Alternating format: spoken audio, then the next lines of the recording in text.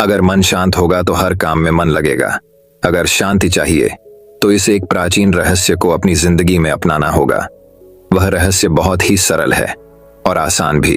तो वह ऐसा कौन सा रहस्य है, वही हम आज के इस वीडियो में कहानियों के माध्यम से जानेंगे। तो बिना देर किए चलिए उन कहानियों की शुरुआत करते हैं। पहली कहानी, स्वयं पर विश्वास रखें। जीवन उतार और चढ़ाव से भरा हुआ है। जीवन में परिश्रम तो हर कोई करता है, लेकिन सफलता जरूरी नहीं कि हर एक व्यक्ति को मिल जाए। कुछ लोग निरंतर परिश्रम करते हैं, लेकिन जब उन्हें असफलता मिलने लगती है तो वह स्वयं पर विश्वास रखना छोड़ देते हैं और फिर उन्हें लगने लगता है कि अब तो उनके जीवन का कोई महत्व नहीं। दुनिया में कई ऐसे लोग हैं जो असफलता प्राप्त करने के बाद हार मान जाते हैं। जीवन में आने वाली तनिक क्षणों की मुश्किलों से घबरा जाते हैं। ऐसे समय में व्यक्ति को प्रेरणादायक कहानी की जरूरत पड़ती है, क्योंकि ऐसी कहानियां लोगों में आत्मविश्वास जगाती हैं और बताती हैं कि जीवन में सफलता प्राप्त करना आसान नहीं, लेकिन जो व्यक्ति स्वयं पर विश्वास रखता है, लगातार मेहनत करता है, धैर्य रखता है, एक दिन निश्चित ही वह सफल होता है।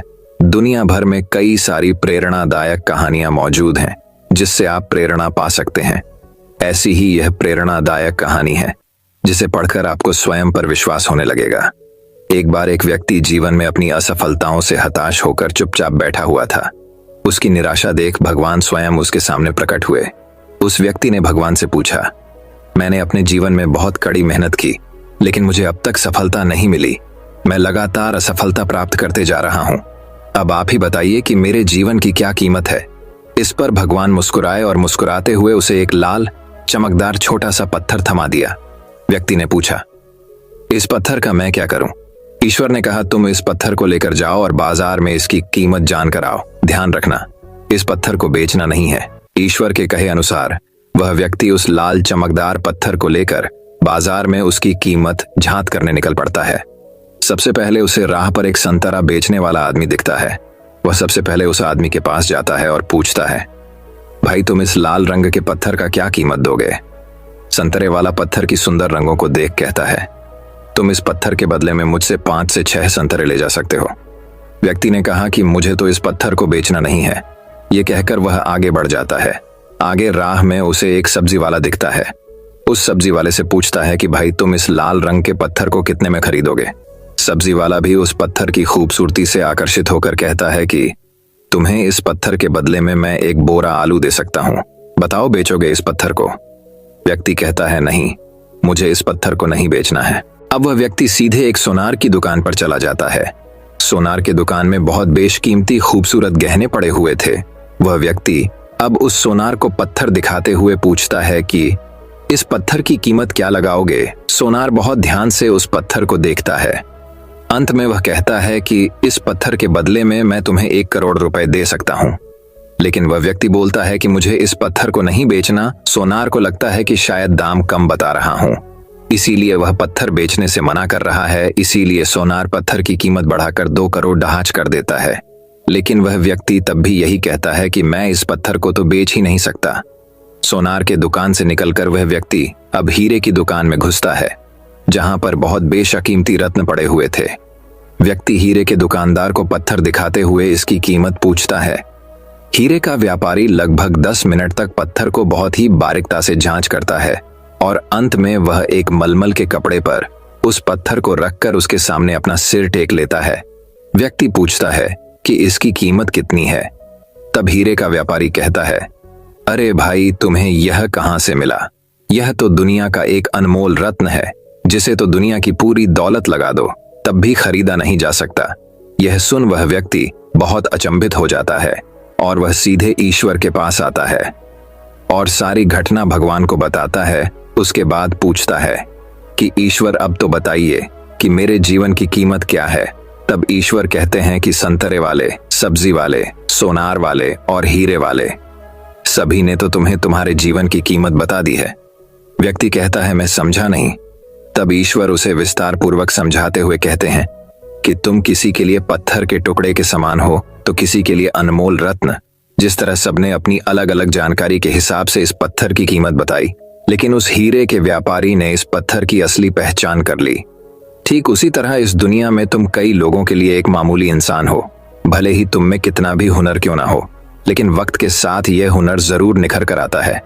तुम्हें बस परिश्रम और धैर्य की जरूरत है। तो दोस्तों, इस कहानी से हमें यही सीख मिलती है कि हर मनुष्य को खुद पर विश्वास रखना चाहिए। यदि व्यक्ति को खुद पर विश्वास नहीं, तो उसके जीवन की कीमत कुछ भी नहीं, क्योंकि जिसे खुद पर विश्वास होता है और जो परिश्रम करता है, वह तो एक दिन हीरे के व्यापारी की तरह उसकी कीमत लोगों को समझ आने लगती है। तो दोस्तों, अब चलिए हमारे दूसरे कहानी की शुरुआत करते हैं। दूसरी कहानी, इंतजार का फल। सब्र का फल मीठा होता है। आपने इस मुहावरे को जरूर सुना होगा। चलिए आज हम इस कहानी से जानते हैं कि इसका मतलब क्या होता है। इस कहानी में बताया गया है कि तारों को कैसे ईर्ष्या का भाव उत्पन्न होता है और श्री नारद मुनि उनको कैसे इस मुहावरे का अर्थ समझाते हैं। यह अत्यधिक सुंदर और प्रेरणादायक कहानी है। आप इसे पूरा जरूर सुने। जब सूरज अस्त हो रहा होता है, तब हल्की हल्की संध्या उत्पन्न होती है और चारों तरफ शांत वातावरण जैसा एक अंधेरा सा छा जाता है। सभी जीव जंतु, पशु पक्षी अपने निवास स्थान को जाने लगते हैं और हल्की हल्की हवा चलने लगती है। हम जब आसमान की ओर देखते हैं तो सूर्य अस्त होता रहता है। तभी आसमान में तारे टिमटिमाने लगते हैं। कुछ तारे अत्यधिक चमकीले होते हैं, परंतु कुछ कम चमकीले होते हैं। अधिक चमकीले वाले तारों पर हमारी नजर जल्दी पहुंचती है, परंतु कम चमकीले वाले तारों पर हमारी नजर बहुत कम ही जाती है। इसलिए हम उन पर ध्यान नहीं दे पाते और उनकी सुंदरता फीकी पड़ जाती है। परंतु उन सब में से एक ऐसा तारा होता है जो अधिक चमकीला होता है, जिसके आने से पूरा आसमान जगमगा जाता है। वह इतना सुंदर और चमकीला होता है कि उसके जगमगाते ही लोगों के चेहरे पर खुशी आ जाती है। उसे हम स्वाति नक्षत्र के नाम से जानते हैं। अत्यधिक चमकीला और सुंदर होता है, जिसके आने से लोग खुश हो जाते हैं। इसीलिए बाकी के नक्षत्र स्वाति नक्षत्र से ईर्ष्या करते हैं और अपनी इस ईर्ष्या की कथा को श्री नारद मुनि को बताते हैं। नारद मुनि उन सभी तारों को समझाते हुए कहते हैं कि देखो, जो भी सब्र करता है उनकी कीर्ति संसार में होती है और मुझे प्रतीत होता है कि आप लोगों में धैर्य नहीं है। इसीलिए आप लोग संध्या काल में होते ही तुरंत जगमगाने लगते हैं। लेकिन स्वाति नक्षत्र अत्यधिक समय के बाद आसमान में निकट आता है। तभी उसकी प्रतिस्पर्धा इतनी अधिक होती है, तभी सभी लोग के चेहरे पर मुस्कान आती। इसीलिए कहा जाता है कि हमें सब्र करना चाहिए, क्योंकि उसका फल मीठा होता है। यदि तुम देर में आसमान में टिमटिमाते होते तो तुम्हारा भी महत्व होगा और तुम्हें भी लोग अलग नाम से जानेंगे। नारद मुनि द्वारा समझाई गई बात सभी तारों के समझ में आ गई। सब्र का फल मीठा होता है, ये बात हम सब जानते हैं और इसे हम लोगों ने महसूस भी किया है। मैं हमेशा अपने कार्य को पूरा करने के बाद उसके परिणाम के इंतजार में उतावला हो जाता हूँ, या फिर अपने आने वाले कार्य को पूरा करने के लिए उतावला हो जाता हूँ, जिससे मेरा आने वाला कार्य बिगड़ जाता है। परंतु मुझे ऐसा नहीं करना चाहिए। मुझे सब्र करना चाहिए उस परिणाम का या उस आने वाले कार्य का, जिससे मैं उस कार्य को अच्छे से समाप्त करूं और उसका परिणाम भी अच्छा हो। हम जानते हैं, जल्दी में लगाया हुआ निशाना हमेशा अपने गोल से बाहर जाता है। हमें धैर्य पूर्वक उस निशाने को भेजना चाहिए, तभी हमें जीवन में सफलता मिलेगी। हमें किसी भी कार्य को धैर्य पूर्वक करना चाहिए, तभी सफलता के दरवाजे खुलते हैं। धैर्य ही ऐसा शस्त्र है जो विकट परिस्थितियों में मनुष्य के मस्तिष्क का संतुलन बनाए रख सकता है और उसको आगे आने वाली चुनौतियों से निपटने के लिए नए मार्ग को बतला सकता है। बड़े बड़े महात्मा और महापुरुषों के द्वारा भी बताया गया है कि हमें भी किसी कार्य में सफलता पानी है तो उसे चिंता मुक्त होकर करना चाहिए और सब्र रखना चाहिए। परिणाम की सफलता अवश्य मिलेगी। तो दोस्तों, अब चलिए हमारे तीसरी कहानी की शुरुआत करते हैं। तीसरी कहानी, टाइम मोटिवेशनल स्टोरी। हमारी जिंदगी छोटे छोटे समय के भागों में बटी हुई है। हमारी जिंदगी में कई दिन, कई घंटे, कई मिनट और कई सेकंड होते हैं, परंतु कुछ लोग इसी समय में उस मुकाम को हासिल कर जाते हैं जिसकी उन्हें चाह होती है। वे समय का सदुपयोग करते हैं और अपने जीवन में सफल हो जाते हैं। एक गांव में एक गरीब आदमी रहता था। उसके घर में उसकी पत्नी और उसकी एक बेटी और एक छोटा बेटा था। उसकी पत्नी दूसरों के घर में काम करके अपने परिवार का खर्च चलाती थी। उसका पति, जिसका नाम रामू था, रामू दिन भर नशे में डूबा रहता था और दूसरों के साथ अपना समय बर्बाद किया करता था। कहीं इधर ताश के पत्ते खेलता दिखता था तो कहीं उधर लोगों के दरवाजे में बैठकर गपशप मारा करता था। अपने परिवार का ख्याल उसे बिल्कुल नहीं था। उसके माता पिता ने उसकी शादी कराकर गलती कर दी थी। बेचारी उसकी पत्नी दिन रात काम कर कर अपने बच्चों का पेट पालती थी। यदि उसकी पत्नी एक भी दिन काम पर न जाए तो उसके बच्चे भूखे रह जाते थे। इसीलिए उसकी पत्नी प्रत्येक दिन दूसरों के वहां काम करती थी। लेकिन रामू को इन सब बातों से कोई फर्क नहीं पड़ता था। उसे बस अपना समय बर्बाद करके हंसी मजाक और पत्ते खेलने में बहुत मजा आता था। शाम को शराब पीकर घर आकर जोर जोर से अपनी पत्नी को चिल्लाता था। कई बार उसने अपनी पत्नी को मारा भी, लेकिन अब उसकी पत्नी करें भी तो क्या, वह तो अपने बच्चों को छोड़कर नहीं जा सकती थी। रामू को जो कोई भी समझाता था कि रामू कुछ कार्य करा करो, पैसे कमाया करो, अपने परिवार का खर्च तो उठाओ, तुम्हारे 2 बच्चे हैं, तुम्हारी पत्नी है, उनकी देखभाल करो, ऐसे अपना समय क्यों बर्बाद करते हो। रामू उसके ऊपर बिगड़ जाता था और कहता, तुम्हें इससे लेना देना क्या, मैं कुछ भी करूं, यह मेरा जीवन है, मैं तुम्हारे घर में खाता हूं क्या। इसके कारण कोई भी गांव का सदस्य इससे इस विषय में बात ही नहीं करता था। वह सुबह खाकर निकल जाता था और रात में शराब पीकर आता और अपनी बीवी के ऊपर गुस्सा करता था। ऐसा ही कुछ दिनों तक चलता रहा।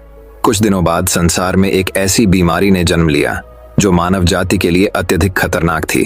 चारों तरफ उस बीमारी का कहर था। आप सब जानते होंगे मैं कोरोना वायरस की बात कर रहा हूं। जब सरकार द्वारा लॉकडाउन लगा दिया गया था तब चारों तरफ लोगों का एक दूसरे के वहां आना जाना बंद हो गया था। सारे कार्य, सारी फैक्ट्रियां, सारी गाड़ियां इत्यादि बंद हो गए थे। अब रामू का परिवार भूखा मरने लगा था क्योंकि उसकी पत्नी जो रोज कमाने जाती थी वह अब किसी के घर इसी कारण नहीं जा पाती थी कि कहीं इस बीमारी की वजह मैं न हो जाऊं। लोग उसे अब काम पर बुलाना बंद कर दिए थे। उसके परिवार में अनाज का एक दाना भी नहीं पता था, ना उसके घर में कुछ पैसे थे। अब वह क्या करता। उसका छोटा बेटा भी बीमार हो गया था। उसके बच्चे की तबीयत ज्यादा खराब हो गई थी। तब रामू को समझ आया कि अपने परिवार को ध्यान देना चाहिए। उसने बच्चे को अस्पताल ले जाने का सोचा, परंतु उसके पास पैसे नहीं थे। वह गांव वालों से पैसे मांगने गया। गांव वालों ने कहा, पहले कहने पर तो हम लोगों को ही जली कटी सुना देते थे, अब इस लॉकडाउन में हमारे पास कहां से पैसा आए। यही कहकर वह लौटा देते थे। रामू अत्यधिक परेशान था। अब करें तो भी क्या करें। वह चाह कर भी कुछ नहीं कर सकता था। एक पूरा दिन बीत गया। उसके बेटे की तबीयत और भी ज्यादा खराब हो गई।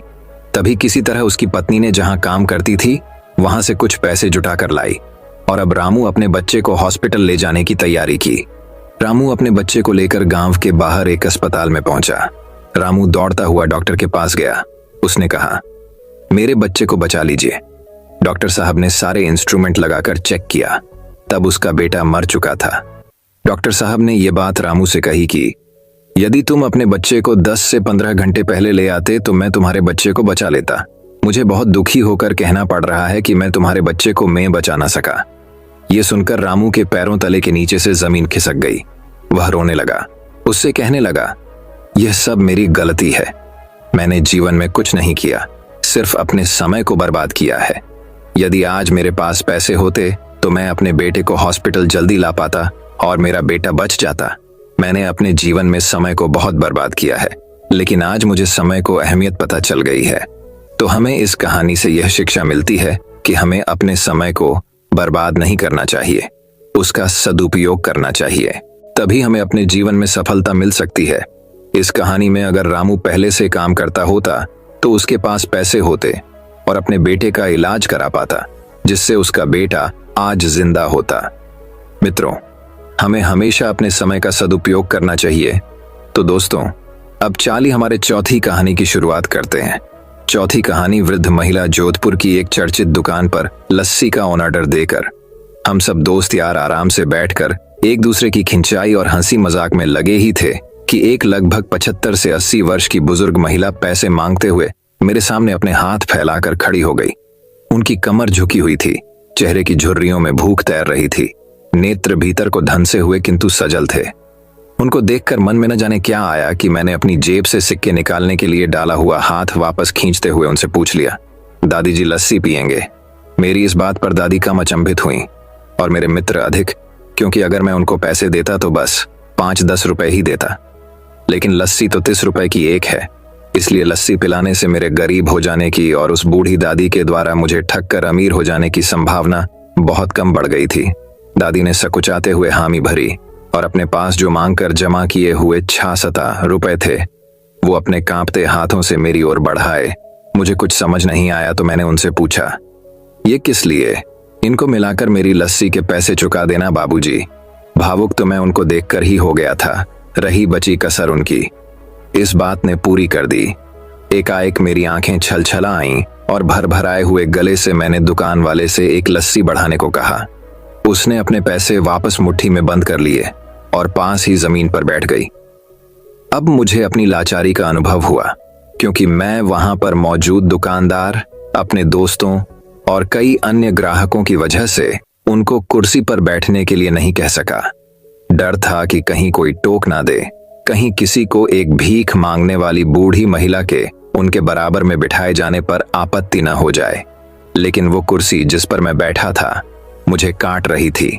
लस्सी कुल्लड़ों में भरकर हम सब मित्रों और बूढ़ी दादी के हाथों में आते ही मैं अपना कुल्लड़ पकड़कर दादी के पास ही जमीन पर बैठ गया, क्योंकि ऐसा करने के लिए तो मैं स्वतंत्र था, इससे किसी को आपत्ति नहीं हो सकती थी।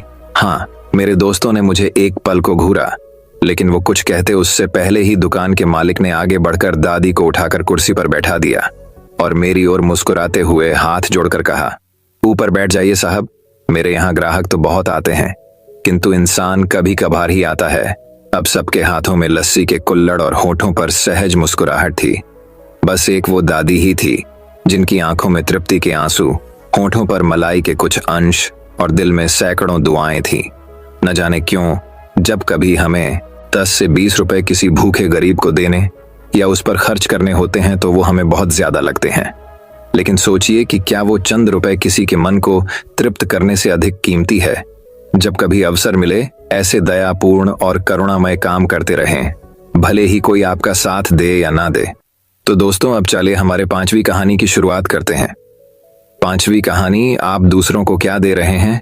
एक किसान हमेशा एक बेकरी वाले को 1 पाउंड मक्खन बेचा करता था। वह किसान हमेशा सुबह के समय उस बेकरी वाले के पास आता और उसे 1 पाउंड मक्खन दे जाता। एक बार बेकरी वाले ने सोचा कि वह हमेशा उस पर भरोसा करके मक्खन ले लेता है, क्यों ना आज मक्खन को तौला जाए, इससे उसको पता चल सके कि उसे पूरा मक्खन मिल रहा है या नहीं। जब बेकरी वाले ने मक्खन तौला तो मक्खन का वजन कुछ कम निकला।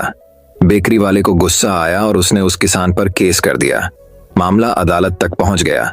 उस किसान को जज के सामने पेश किया गया। जज ने उस किसान से प्रश्न करना शुरू किया। जज ने पूछा कि वह उस मक्खन को तौलने के लिए बाट का प्रयोग करता है क्या। किसान ने जवाब दिया, मेरे पास तौलने के लिए बाट तो नहीं है, फिर भी मक्खन तौल लेता हूँ। जज हैरानी से पूछता है, बिना बाट के तुम मक्खन कैसे तौलते हो। इस जवाब किसान ने दिया कि वह लंबे समय से इस बेकरी वाले से 1 पाउंड ब्रेड का लोफ खरीदता है। हमेशा ये बेकरी वाला उसे देकर जाता है और मैं उतने ही वजन का उसे मक्खन तौल कर दे आता हूँ। किसान का यह जवाब सुनकर बेकरी वाला हक्का बक्का रह गया। शिक्षा, इस बेकरी वाले की तरह ही हम भी अपने जीवन में वो ही पाते हैं जो हम दूसरों के देते हैं। एक बार आप सोचिए, आप दूसरों को क्या दे रहे हैं, धोखा, दुख, ईमानदारी, झूठ या फिर वफा। तो दोस्तों, अब चलिए हमारे 6ठी कहानी की शुरुआत करते हैं। 6ठी कहानी, हर व्यक्ति का महत्व। एक बार एक विद्यालय में परीक्षा चल रही थी। सभी बच्चे अपनी तरफ से पूरी तैयारी करके आए थे। कक्षा का सबसे ज्यादा पढ़ने वाला और होशियार लड़का अपने पेपर की तैयारी को लेकर पूरी तरह से आश्वस्त था। उसको सभी प्रश्नों के उत्तर आते थे, लेकिन जब उसने अंतिम प्रश्न देखा तो वह चिंतित हो गया। सबसे अंतिम प्रश्न में पूछा गया था कि विद्यालय में ऐसा कौन व्यक्ति है जो हमेशा सबसे पहले आता है, वह जो भी है उसका नाम बताइए। परीक्षा दे रहे सभी बच्चों के ध्यान में एक महिला आ रही थी। वही महिला जो सबसे पहले स्कूल में आकर स्कूल की साफ सफाई करती। पतली, सांवले रंग की और लंबे कद की उस महिला की उम्र करीब 50 वर्ष के आसपास थी। ये चेहरा वहां परीक्षा दे रहे सभी बच्चों के आगे घूम रहा था, लेकिन उस महिला का नाम कोई नहीं जानता था। इस सवाल के जवाब के रूप में कुछ बच्चों ने उसका रंग रूप लिखा तो कुछ ने इस सवाल को ही छोड़ दिया।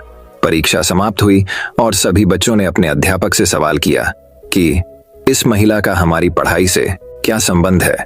इस सवाल का अध्यापक जी ने बहुत ही सुंदर जवाब दिया, ये सवाल हमने इसलिए पूछा था कि आपको यह एहसास हो जाए कि आपके आसपास ऐसे कई लोग हैं जो महत्वपूर्ण कामों में लगे हुए हैं और आप उन्हें जानते तक नहीं। इसका मतलब आप जागरूक नहीं हैं। शिक्षा, हमारे आसपास की हर चीज व्यक्ति का विशेष महत्व होता है, वह खास होता है। किसी को भी नजरअंदाज नहीं करें। तो दोस्तों, अब चाले हमारे 7वीं कहानी की शुरुआत करते हैं। 7वीं कहानी, अपना हुनर कभी नहीं भूलें। एक बार एक राजा था, उसके राज्य में सभी अच्छे से चल रहा था। उस राजा ने अपने सैनिकों को बढ़ाने के लिए बहुत मेहनत की थी। तलवारबाजी, खेलकूद और शासन कला, ये गुण तो सभी राजाओं में होते ही है, लेकिन इस राजा को इसके अलावा एक और भी शौक था। वह था कालीन बुनना। ये गुण हर किसी राजाओं में नहीं मिलता। राजा के इस काम को बहुत पसंद किया जाता था, लेकिन इसके साथ ही यह भी कहा जाता था कि ये काम एक राजा के लायक का नहीं होता। एक बार की बात है, जब वह राजा अपने सैनिकों के साथ जंगल में शिकार के लिए गया। वहां पर अचानक वह अपने सैनिकों से बिछड़ गया। राजा को अकेला देख वहां के डाकुओं ने उस पर हमला बोल दिया और उसे बंदी बना दिया। राजा के पास से कुछ नहीं मिलने के कारण डाकुओं ने राजा को मारने का निर्णय किया। इस पर राजा को एक युक्ति सूझी। राजा ने डाकुओं से कहा कि यदि तुम मुझे कालीन बुनने का सामान ला दो तो मैं तुम्हें इस राज्य के राजा से 100 सोने के सिक्के दिलवाऊंगा। इस पर डाकू मान गए। राजा को कालीन बुनने का सामान दिया गया। राजा ने कालीन बुनना शुरू किया। जब ये कालीन पूरा बुन दिया तो इसे राजभवन में भेजा गया। वहां पर रानी इस कालीन को देखकर राजा के काम को पहचान गई और उसमें लिखे राजा के संदेश को पढ़ लिया। राजभवन में आए डाकुओं को पकड़ लिया गया और राजा को जंगल से छुड़वाया गया। राजा के अपने हाथों के इस हुनर ने राजा की जान बचा ली। तो दोस्तों, अब चलिए हमारे 8वीं कहानी की शुरुआत करते हैं। 8वीं कहानी, जीवन का प्रशिक्षण। बाज पक्षी के बचपन की शुरुआत बहुत ही मुश्किल से होती है। बाज पक्षी को बचपन में ही ऐसी ट्रेनिंग दी जाती है जिससे वह अपने जीवन में बड़ी बड़ी मुश्किलों से भी आसानी से सामना कर पाते हैं। जब किसी भी पक्षी का बच्चा पैदा होता है तो वह कम से कम 1 महीने तक तो अपने माता पिता पर निर्भर रहता ही है। वह अपने खाने पीने से लेकर जब तक चलना नहीं सीख जाता तब तक वह अपने माता पिता की नजर में रहता है। लेकिन बाज पक्षियों में ऐसा नहीं होता है। बाज पक्षी सबसे उल्टा चलते हैं। जब एक बाज मादा अपने बच्चे को जन्म देती है तो उस समय से ही उसके बच्चे की ट्रेनिंग शुरू हो जाती है कि उसे अपने जीवन में कैसे संघर्ष करना है। पैदा होने के कुछ ही दिन बाद बाज के बच्चे का प्रशिक्षण शुरू हो जाता है। उसके प्रशिक्षण के पहले पड़ाव में मादा बाज अपने बच्चे को चलना सिखाती है। जब बच्चा भूखा होता है तो उसकी माँ खाना लाती है, जैसा कि सभी पक्षी करते हैं, लेकिन बाज सीधा अपने बच्चे को खाना नहीं देते। मादा बाज खाना लाकर अपने घोंसले से कुछ दूरी पर खड़ी रह जाती है और तब तक उसे खाना नहीं देती जब तक वह खुद चलकर उसके पास नहीं आ जाता। जब बाज के बच्चे को तेज भूख लगती है तो वह खाने के लिए अपनी माँ के पास जाता है। धीरे धीरे संघर्ष करके मुश्किल से चलकर अपनी माँ के पास पहुंचता है। उस समय उसे कई सारी मुश्किलों का भी सामना करना पड़ता है। उसे कई चोटें भी लगती है, लेकिन उसकी माँ उसे खाना तक नहीं देती जब तक वह खुद उसके पास चलकर नहीं आ जाता। उसकी माँ कठोर दिल रखकर सिर्फ उसके पास आने का इंतजार करती है। उसे कोई मदद नहीं करती है। जब वह चलना सीख जाता है तो दूसरा पड़ाव आता है। यह पड़ाव उसके लिए बहुत ही मुश्किल होता है।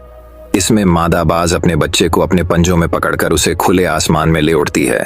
अपने बच्चे को पंजों में दबाकर वह लगभग 12 से 14 किलोमीटर ऊपर तक ले जाती है और वहां से उसे छोड़ देती है।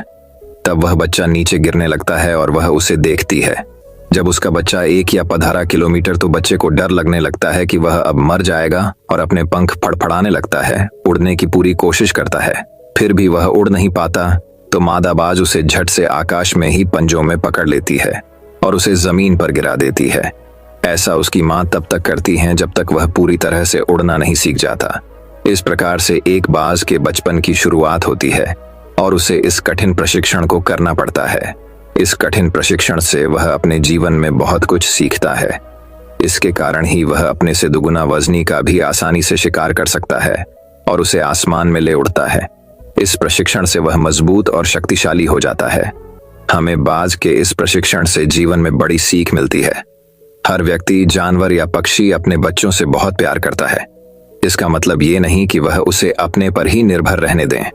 उसे जिंदगी में मुश्किलों का सामना करना भी सिखाएं, जिसके कारण वह अपनी प्रतिभा दिखा सके और अपने एक बेहतर व्यक्तित्व कायम कर सके। हमेशा अपने बच्चों को ये ही सिखाए कि जिंदगी का दूसरा नाम ही संघर्ष है। अपने जीवन में यदि कुछ भी हासिल करना है तो संघर्ष करना ही पड़ेगा। तो दोस्तों, अब चलिए हमारे 9वीं कहानी की शुरुआत करते हैं। 9वीं कहानी सफलता रिश्तों से मिलती है। हमारे जीवन में हमें अपने माता पिता बहुत काम करने से रोकते हैं कि तुम ये नहीं करोगे, तुम वहां पर नहीं जाओगे, तुम्हें ये ही करना पड़ेगा। हमें कई काम करने से रोकते हैं। क्या आपको लगता है कि वो हमें रोककर गलत कर रहे हैं? क्या इनके रोकने से हम सफल नहीं हो रहे हैं? यदि आप यह सोचते हैं तो आपको यह प्रेरणादायक कहानी जरूर सुननी चाहिए। एक बार एक व्यक्ति और उसका बेटा दोनों अपने घर की छत पर पतंग उड़ा रहे थे। पतंग बहुत ही ऊंची उड़ रही थी, वो बादलों को छू रही थी। तब उसका बेटा उस व्यक्ति से कहता है कि पापा, ये पतंग इस डोर से बंधी हुई है, जिस कारण और ऊंची नहीं जा रही है। इस डोर को तोड़ दियाच देना चाहिए। बेटे की यह बात सुनकर उसका पिता उसके कहने पर वो डोर तोड़ देता है। उसका बेटा बहुत खुश होता है। वह पतंग टूट जाने से बहुत ऊंचाई पर पहुंच जाती है, लेकिन फिर कुछ समय बाद वह कहीं दूर जाकर खुद ही नीचे गिर जाती है। ये देख उस व्यक्ति का बेटा उदास हो जाता है। फिर वह व्यक्ति उसे कहता है कि अक्सर हमें लगता है कि हम जिस ऊंचाइयों पर है उस ऊंचाई से और भी ऊपर जाने से कुछ चीजें हमें रोक रही हैं, जैसे हमारा अनुशासन, रिश्ते, माता पिता और परिवार। इसकी वजह से हमें लगता है कि हम अपने जीवन में इस कारण ही सफल नहीं हो रहे हैं। इन सब से हमें आजाद हो जाना चाहिए। जैसा कि पतंग अपनी डोर से बंधे हुए रहती है और उस डोर की मदद से वह कई ऊंचाइयों को छू लेती है, उसी तरह हम भी अपने परिवार और रिश्तेदारों से बंधे हुए हैं। यदि हम इस धागे से जुड़े हुए रहेंगे तो कई ऊंचाइयों को छू लेंगे, लेकिन यदि हम इस धागे तो तोड़ देंगे तो ठीक इसी पतंग की तरह कुछ समय तक ही सफलता से उड़ पाएंगे, अंत में नीचे गिरकर ही रहेंगे। ये पतंग जब तक नई ऊंचाइयों को हासिल करेगी तब तक वह अपनी डोर से बंधी हुई है, लेकिन जब पतंग अपनी डोर से मुक्त हो जाती है तो वह कुछ समय में ही नीचे गिर जाती है। उसी प्रकार हमें भी अपने जीवन में रिश्तों की डोर से बंधे हुए रहना चाहिए, जिससे हम अपने जीवन में नई ऊंचाइयां हमेशा हासिल करते रहे। तो दोस्तों, अब चलिए हमारे 10वीं कहानी की शुरुआत करते हैं। 10वीं कहानी दोस्तों बात बहुत समय पहले की है। विशाल नगर राज्य का राजा शिकार करने का बहुत ही शौकीन था। एक दिन वह राजा अपने सरदार और कुछ सैनिकों के साथ शिकार के लिए जंगल की ओर निकला। वह काफी दूर तक शिकार की खोज में चले गए। ज्यादा दूर तक चलने से सभी को प्यास लगने लगी। सभी ने जंगल में पानी खोजना शुरू किया। फिर एक सैनिक को रास्ते पर एक कुआं दिखाई दिया। सैनिक ने राजा को यह बताया कि वहां पर एक कुआं है जहां से हम अपनी प्यास को शांत कर सकते हैं। राजा ने उस सैनिक को आदेश दिया कि वहां से उसके लिए पानी लाएं। सैनिक राजा के आदेश की पालना करते हुए उस कुएं के पास गया। वहां पर सैनिक ने देखा कि एक नेत्रहीन वृद्ध व्यक्ति रास्ते से जाने वाले लोगों की जल सेवा कर रहा है। सैनिक उस नेत्रहीन वृद्ध व्यक्ति के पास गया और बोला, "ऐ पनिहारे, एक लोटा पानी दे, हमें कहीं आगे जाना है।" यह सुनकर उस वृद्ध व्यक्ति ने जवाब दिया, "यहां से चला जा मूर्ख, मैं ऐसे लोगों को पानी नहीं पिलाता।" यह सुनकर सैनिक तुरंत वहां से चला गया। ये बात सैनिक ने राजा के सरदार को जाकर बताई। फिर सरदार उस नेत्रहीन वृद्ध व्यक्ति के पास गया और कहा, "ऐ बूढ़े, हमें प्यास लगी है, एक लोटा पानी दे।" ये सुनकर उसने नेत्रहीन वृद्ध व्यक्ति ने फिर पानी पिलाने से मना कर दिया। राजा की प्यास बढ़ती ही जा रही थी। राजा ने अपने सरदार से पानी के बारे में पूछा तो सरदार ने राजा से कहा कि उस कुएं पर एक नेत्रहीन व्यक्ति है जो पानी पीने से मना कर रहा है। ये सुनकर राजा अपने सैनिक और सरदार के साथ उस नेत्रहीन वृद्ध व्यक्ति के पास जाता है और उस वृद्ध व्यक्ति से कहता है, "बाबा जी, हमें बहुत प्यास लगी है, गला सूखा जा रहा है। यदि आप थोड़ा पानी पिला देंगे तो आपकी बहुत बड़ी कृपा होगी।" ये सुनकर उस नेत्रहीन व्यक्ति ने राजा से कहा, "आप बैठिए, मैं आपको अभी जल पिलाता हूं।" फिर उस वृद्ध व्यक्ति ने सम्मानपूर्वक राजा को बैठाया और पानी पिलाया। पानी पीने के बाद राजा ने उस वृद्ध व्यक्ति से पूछा कि आपको कैसे पता चला कि यह सैनिक वह सरदार है और राजा मैं हूं? तो इसका जवाब उस वृद्ध व्यक्ति ने बहुत ही अच्छे शब्दों में दिया। वृद्ध व्यक्ति ने कहा, "इंसान की पहचान करने के लिए आंखों की जरूरत नहीं होती, उसकी वाणी ही उसकी असली पहचान होती है।" ये सुनकर वहां पर मौजूद सरदार व उस सैनिक को शर्म महसूस हुई।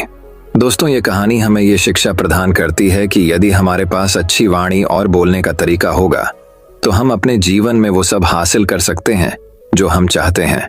दोस्तों, मैं उम्मीद करता हूं कि ये कहानी सुनने से आपके जीवन में अच्छे बदलाव आए होंगे। आपको इस वीडियो से क्या सीखने मिला, ये कमेंट करके जरूर बताइए।